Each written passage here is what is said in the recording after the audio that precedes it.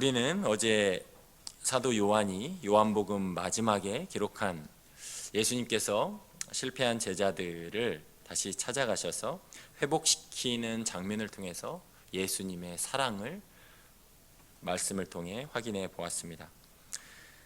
네가 나를 사랑하느냐 3번 물으시면서 3번 예수님을 부인했던 베드로를 회복시켜 주셨습니다. 동일한 요한복음의 저자가 오늘 요한 1서 이 편지를 통해서 하나님의 사랑에 대해서 말합니다. 우리가 이 생을 사는 동안 붙잡아야 할 영원한 계명에 대해서 말씀하고 있습니다. 요한은 이 글을 쓰는 이유를 2장 첫 시작에 이렇게 말합니다. 나의 자녀들아, 내가 이것을 너희에게 쓰면 너희로 죄를 범하지 않게 하려 함이라. 만일 누가 죄를 범하여도 아버지 앞에서 우리에게 대언자가 있으니 곧 의로우신 예수 그리스도시라. 요한은 하나님의 자녀들을 따뜻하게 나의 자녀들아 라고 부르면서 그들이 죄를 짓지 않도록 하기 위하여 이 글을, 이 편지를 쓰고 있다고 말합니다. 오늘 우리가 이 새벽에 하나님의 말씀을 듣는 자리, 하나님을 예배하는 자리, 기도하는 자리로 나와서 은혜를 구하는 것도 사실은 우리가 오늘을 사는 동안 죄를 짓지 않도록 하나님의 그 돌보심, 하나님의 은혜 베푸심을 기대하는 마음으로 온 줄로 믿습니다. 죄를 짓지 않도록 우리가 하나님의 말씀을 듣고 그것을 통해서 하나님의 사랑을 깨달을 때에 우리는 그 죄와의 유혹에서 승리할 수 있습니다. 그래서 하나님의 사랑의 표현이신 예수 그리스도가 우리의 대언자라고 요한은 그 2절 말씀에서 계속해서 설명합니다. 그가 우리의 화목제물이다 라고 말하고 있는 것입니다. 그러면서 3절에 이렇게 말하죠. 우리가 그의 계명을 지키면 이로써 우리가 그를 아는 줄로 알 것이요. 예수님을 아는 사람은 그의 계명을 지키는 것으로 그 사랑을 드러내게 된다고 말하고 있습니다. 그렇다면 그의 계명은 무엇을 말하고 있습니까? 오늘 읽었던 7절 말씀에 이렇게 말합니다.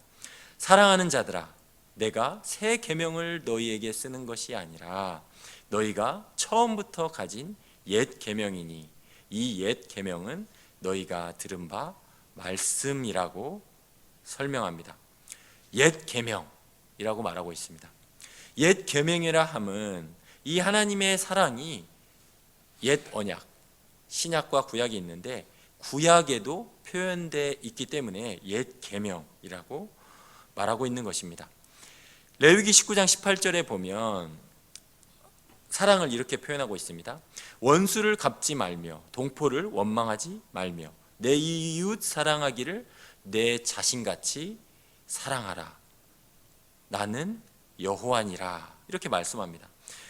나 여호와가 사랑이니 너도 내 이웃을 그렇게 사랑하라 라고 옛 언약, 구약에서도 그렇게 말씀하고 있다는 것입니다.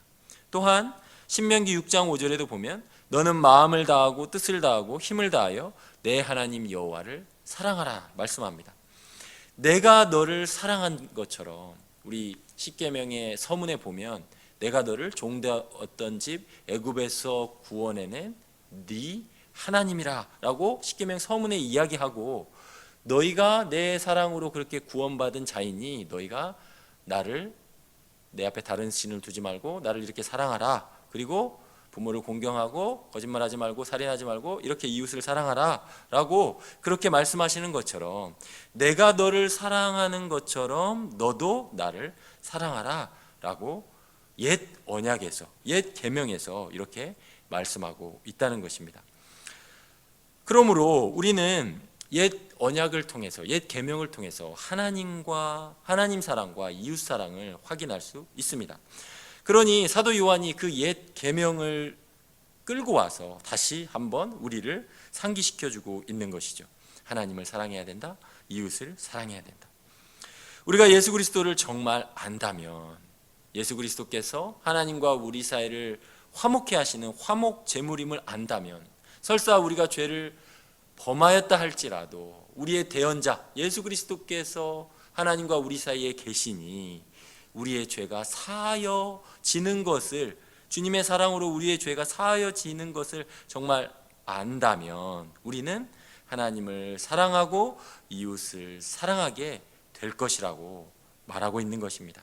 이 계명, 사랑하라는 이 계명을 지키게 될 것이라고 말하고 있는 것입니다. 그런데 이 계명은 또한 새 계명이라고 말합니다. 왜 새 계명이냐? 요한복음에 보면 요한복음 13장 34절에 예수님도 새 계명이라고 하시면서 이렇게 말씀하시죠. 새 계명을 너희에게 주노니 라고 말씀하시면서 서로 사랑하라. 내가 너희를 사랑한 것 같이 너희도 서로 사랑하라. 이렇게 말씀합니다. 십자가를 앞에 두시고 예수님께서 마지막으로 제자들에게 부탁하시는 말씀입니다. 내가 너를 사랑한 것 같이 너희도 서로 사랑하라. 결국 예수님께서 자신의 십자가 죽음과 그 피로 새 언약을 세우시고 새 계명을 주셨는데, 그것이 바로 서로 사랑하라 라는 그 말씀을 다시 한번 새 계명으로 사도 요한이 우리에게 이 편지를 통해서 알려주고 있는 것입니다. 예수님은 이것을 이루기 위하여 이 땅에 빛으로 오셔서 사랑이신 하나님을 드러내셨습니다. 요한 1서 후반부에 보면 이렇게 말씀하고 있죠. 사랑하는 자들아, 우리가 서로 사랑하자. 사랑은 하나님께 속한 것이니 사랑하는 자마다 하나님으로부터 나서 하나님을 알고 사랑하지 아니하는 자는 하나님을 알지 못하나니 이는 이러한 모든 것의 이유는 하나님은 사랑이심이라. 이렇게 말씀하고 있다는 것입니다. 하나님이 사랑이시기 때문에 그 하나님을 아는 자는 서로 사랑하게 될 것이다 라고 말씀하고 있다는 것입니다. 하나님을 아는 자는 서로 사랑함으로 하나님을 아는 자임을 드러내게 된다는 것입니다. 우리가 사랑하는 것을 조건으로 의롭게 되는 것은 아니지만, 우리가 순종하는 것이 하나님 앞에 의롭게 되는 근거는 아니지만, 우리가 서로 사랑하는 것을 통하여서 하나님으로부터 나서 하나님을 알고 있다는 증거가 된다는 것입니다. 요한일서 2장 9절에 보면 그래서 이렇게 말하는 거죠. 빛 가운데 있다 하면서 그 형제를 미워하는 자는 지금까지 어둠에 있는 자라. 이렇게 설명하고 있습니다. 예수님을 안다고 하면서 그 형제를 미워하는 자는 어둠에 있는 자이며 자기 착각에 빠져 있는 자라고 설명하고 있습니다. 그러한 착각에 빠져 있는 이유는 11절에 보면 이렇게 말하고 있죠. 이는 그 어둠이 그의 눈을 멀게 하였습니다. 이렇게 말하고 있습니다. 어둠이 그의 눈을 멀게 하여서 하나님을 알지도 못하고 그러니 하나님의 사랑을 깨닫지도 못한다는 것이죠. 동일한 이 원리를 요한복음 3장 19절에서는 이렇게 말하죠. 그 정죄는 이것이니 곧 빛이 세상에 왔으되 사람들이 자기 행위가 악함으로 빛보다 어둠을 더 사랑한 것이니라.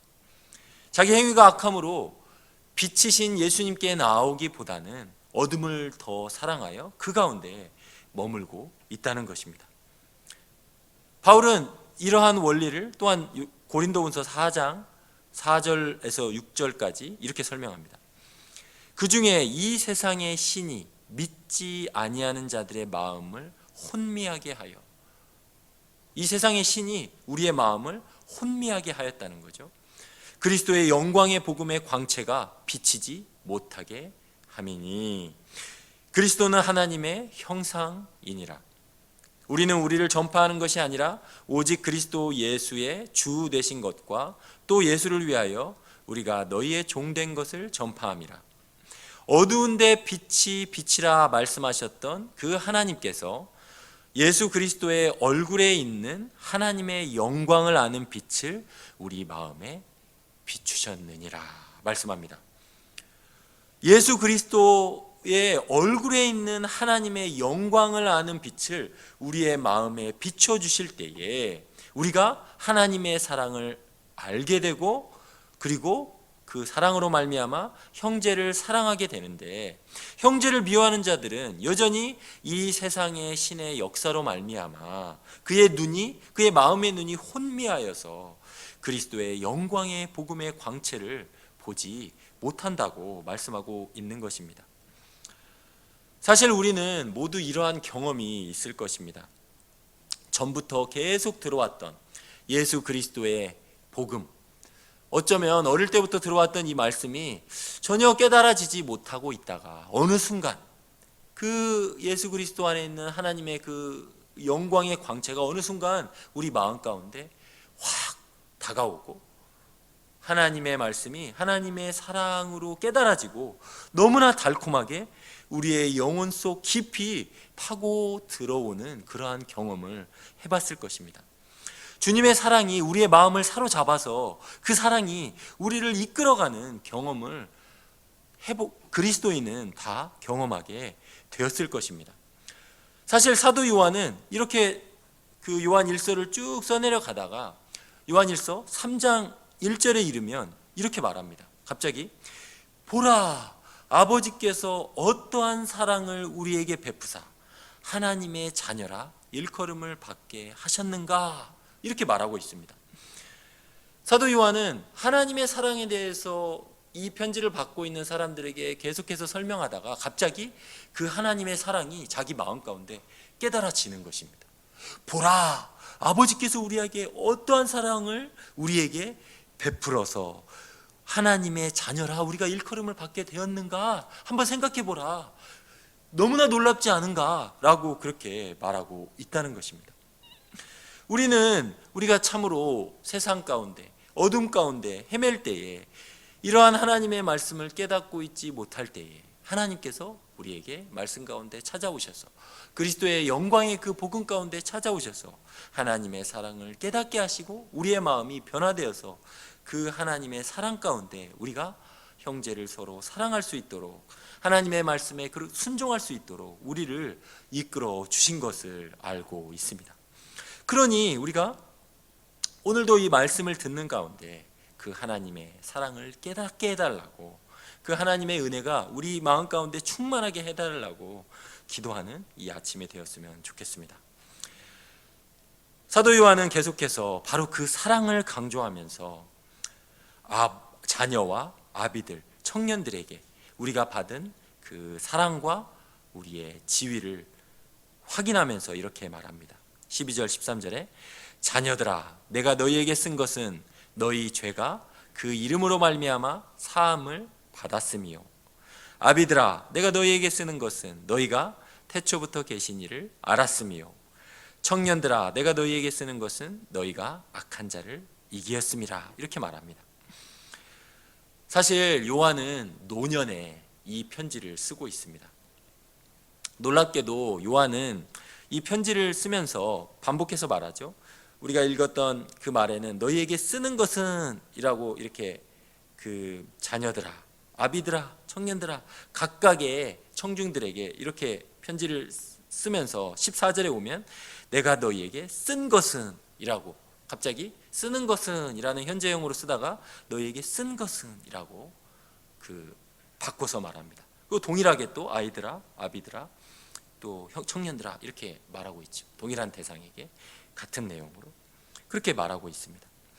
사실 노년의 이 사도 요한이 이 편지를 쓰면서 내가 지금 이렇게 편지를 쓰고 있다, 너희에게 하나님의 사랑에 대해서 이렇게 쓰고 있다, 너희가 죄를 범하지 않기를 원한다, 그 영원한 계명에 순종할 수 있기를 원한다 라고 너희에게 편지를 쓰고 있지만, 또한 동시에 내가 이 편지를 쓰고 있는데 이 편지가 너희에게 도착할 그때쯤에 나는 더 이상 너희와 함께 있지 못할 거라는 것을 생각하면서 내가 전하는 이 편지가 마지막이 될 수도 있으니 그것을 마음에 영원토록 기억했으면 좋겠다라는 마음으로 내가 너희에게 이렇게 쓰고 있다, 내가 너희에게 쓴 것은 라고 하면서 이 하나님의 사랑을 계속해서 강조하고 있습니다.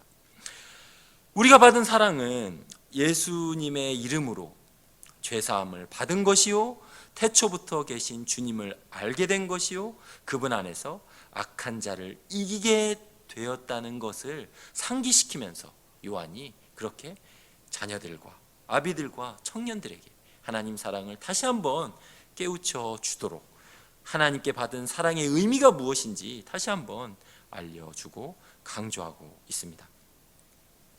세상은 여전히 우리를 노예 삼고자 그 안에 있는 것들을 사랑하도록 우리를 부추깁니다. 세상에 있는 모든 것 그 자체는 하나님께서 지으신 것이지만 인간이 그것들을 잘못 사용함으로, 그것들과 잘못 관계함으로 우리는 육신의 정욕과 안목의 정욕과 이생의 자랑으로 빠져서 사랑의 열매를 맺지 못하도록 우리를 이끌어 갑니다. 그래서 디모데후서 3장 4절에 이렇게 말하는 거죠. 배신하며 조급하며 자만하며 쾌락 사랑하기를 하나님 사랑하는 것보다 더하며 라고 이 세대를 평가하고 있습니다. 우리가 사랑하는 것은 사실 우리의 시간과 물질을 어디에 쓰느냐를 보면 너무나 쉽게 알 수 있습니다. 우리가 가장 많은 시간을 보내고 있는 것이 사실 우리가 가장 사랑하고 있는 것입니다. 이런 점에서 우리는 우리의 하루 생활을 돌아봐야 할 것입니다. 우리는 어디에 가장 많은 시간을 쏟고 있는가? 우리는 우리의 물질을 가장 많이 어느 곳에 쓰고 있는가 하는 점을 돌아봐야 할 것입니다. 결국 이 세상도 그 정욕도 다 지나갈 것이기 때문입니다. 그래서 17절에 이렇게 말하는 거죠. 이 세상도 그 정욕도 다 지나가되 오직 하나님의 뜻을 행하는 자는 영원히 거하느니라 말씀하고 있습니다. 오직 하나님의 뜻을 행하는 자가 영원히 거하리라 라고 사도 요한이 간곡하게 그 하나님의 사랑을 기억하며 순종할 것을 권면하고 있습니다. 하나님께 순종하는 자, 하나님께 순종하여 사랑을 행하는 자가 영원히 거하게 된다고 힘주어 말하고 있는 것입니다. 그러니 오늘도 이 하나님의 사랑, 사도 요한이 우리에게 전해준 이 하나님의 사랑, 예수 그리스도 안에서 베풀어 주신 그 하나님의 사랑을 깊이 묵상하며 하나님께 기도하는 이 시간이 되었으면 좋겠습니다. 그 하나님의 사랑이 우리 안에 경험되어지고 우리 안에 그 하나님의 사랑으로 말미암아 우리가 우리의 형제를 사랑하고 세상 가운데 그 사랑을 실천하며 살아가는 하루가 되었으면 좋겠습니다. 특별히 교회의 공동체, 형제 자매들을 뜨겁게 사랑하는 우리 모두가 되었으면 좋겠습니다. 이것이 교회 공동체를 향한 하나님의 뜻입니다. 이 일을 위하여 예수 그리스도께서 화목 제물이 되셨습니다. 그러므로 주님을 더욱 힘써 알면서 우리가 주님을 더욱 인격적으로 깊이 교제하면서 주님의 그 형제 자매들을 그분의 사랑으로 더욱 사랑하는 오늘 한날이 되기를 예수님의 이름으로 축원합니다. 우리가 기도하는 가운데 주님을 더욱 깊이 만나는 그러한 은혜를 베풀어 주시기를 예수님의 이름으로 축원합니다. 기도하겠습니다.